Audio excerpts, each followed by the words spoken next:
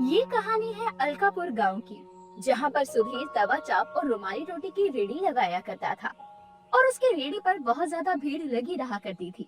एक दिन अपनी रेडी पर वो खड़ा होता है और ग्राहक उसे जाकर कहता है, सुधीर भाई, मेरे घर के लिए ना 4 प्लेट तवा चाप और रुमाली रोटी बांध दो। तवा चाप थोड़ी कम मसाले की बनाना, मेरी सास आज मेरे घर खाने के लिए आई है। ठीक है, मैं आपकी तवा चाप में मसाला कम डालूंगा और रुमाली रोटी भी कम सख्त रखूंगा ताकि आपकी सास को खाने में दिक्कत ना हो। सुधीर भाई, यही तो खासियत है आपकी कि आप सभी लोगों को बहुत अच्छे से ख्याल रखते हैं और अपने ग्राहकों का कितने प्यार से ख्याल रखते हैं। तभी तो कोई भी आपका ठेला छोड़कर नहीं जाता।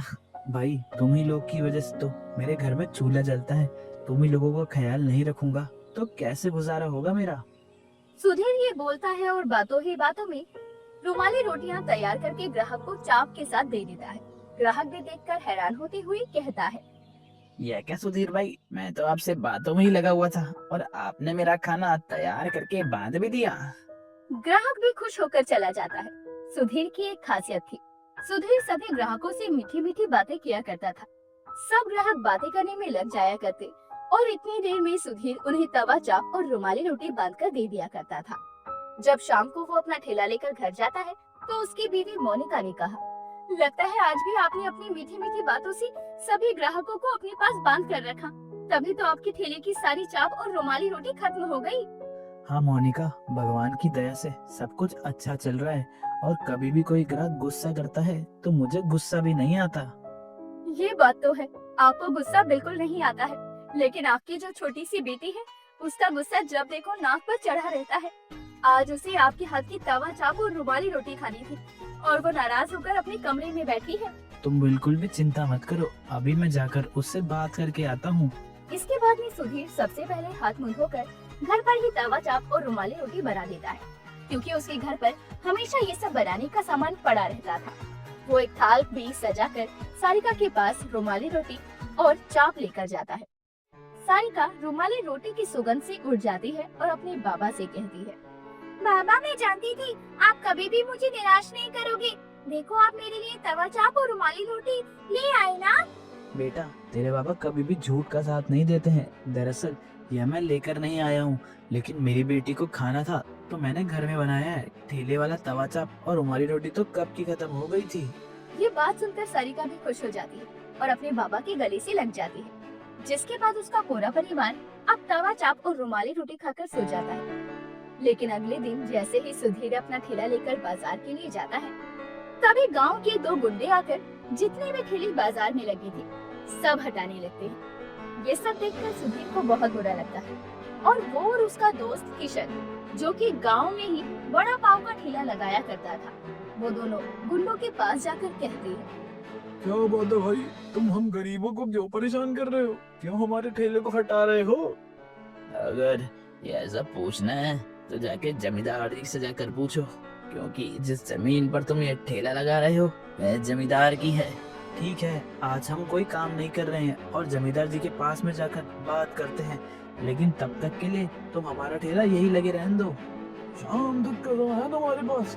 जमींदार जी का आदेश हमारे पास आना चाहिए कि तुम्हें ठेला यहाँ पर लगाने की इजाजत दे रहे हैं वो, वरना भूल जाओ कि तुम लोग यहाँ पर ठेला लगा पाओगे। इसके बाद में अब कुछ ठेले वाले लोग मिलकर जमींदार के पास में जाते हैं। दरअसल जमींदार के पिता ने उस गांव को बसाया था और गांव की अधिकतर जमीन जमींदार के पास थी। जमींदार के पिता का देहांत होने के बाद अब उस गांव में जमींदार अपना हुक्म चलाने लगा था। जमींदार के पिता पूरे 102 वर्ष के होकर इस दुनिया को त्याग गए थे। अब जमींदार के अंदर अहंकार आ गया था। सभी लोग उसके पास जाते हैं और जमींदार कहता है, मैं जानता हूँ कि तुम यहाँ पर क्यों आए हो, लेकिन मैंने कोई खैरात खोल कर नहीं रखी है। अरे तुम लोग मेरी जमीन पर कमाई करोगे और मैं तुमसे कुछ भी नहीं लूंगा। कैसी बात करते हैं जमींदार साहब, आपके पिता ने तो कभी भी हमसे उस जमीन के लिए कोई किराया नहीं लिया, फिर आप ऐसा क्यों कर रहे हैं?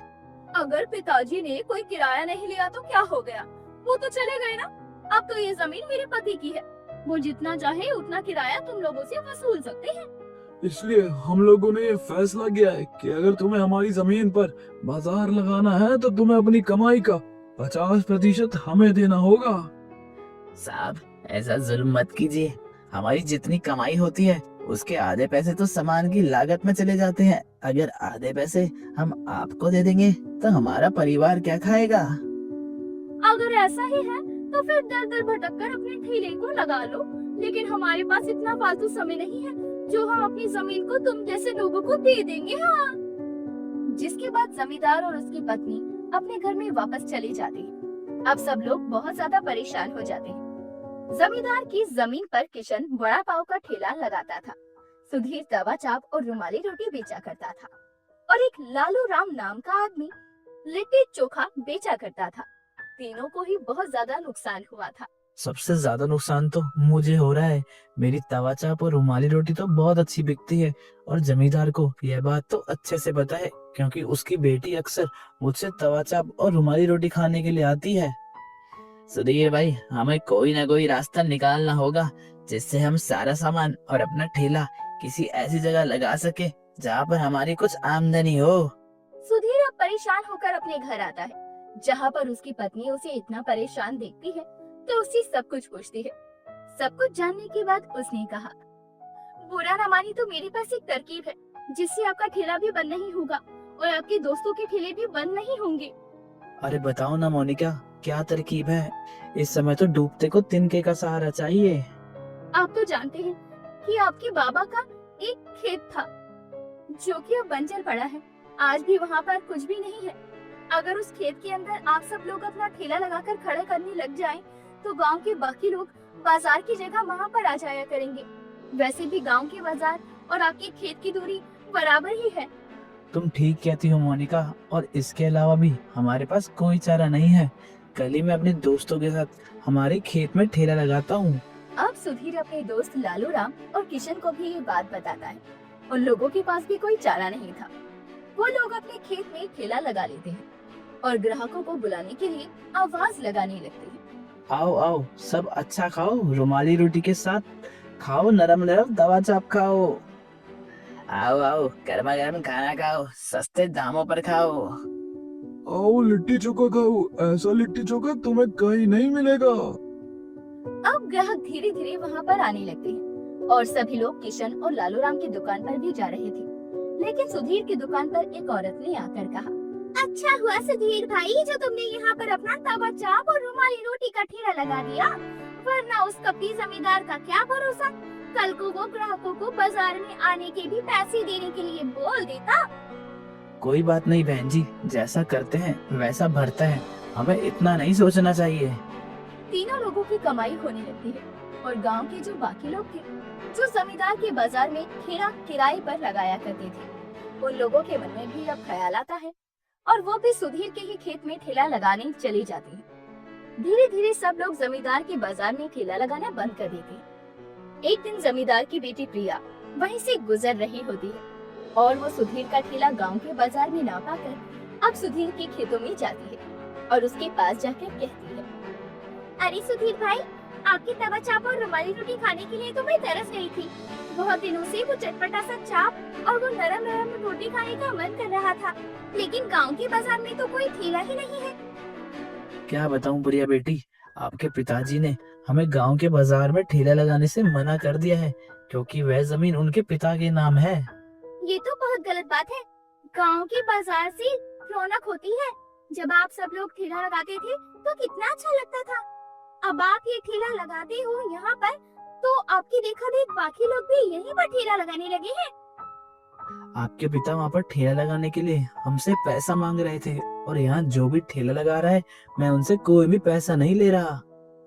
सबसे पहले आप मेरे लिए एक प्लेट गर्मा गर्म तवा चाप और रुमाली रोटी लगा दीजिए और एक प्लेट तवा चाप और रुमाली रोटी पैक करके दे दीजिए। सुधीर ने प्रिया को तवा चाप और रुमाली रोटी लगाकर दे दी।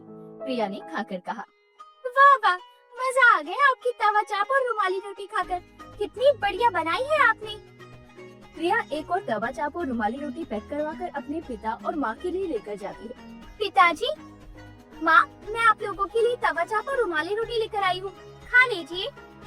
फिर जमींदार और उसकी पत्नी ने उसे खाया और जमींदार ने कहा, बहुत बढ़िया तवा चाप और रुमाली रोटी लेकर आई हो बेटी, खाकर मजा आ गया। वाह वाह, बहुत स्वादिष्ट है ये रुमाली रोटी, कितनी नरम है। मेरे दांतों में वैसे भी बहुत दर्द था, मुझे नहीं लगा था मैं ये खा पाऊंगी। ये तो बहुत स्वादिष्ट निकली। स्वादिष्ट है नहीं माँ, स्वादिष्ट थी, क्योंकि आप लोगों ने अपनी लालच के चलते गांव की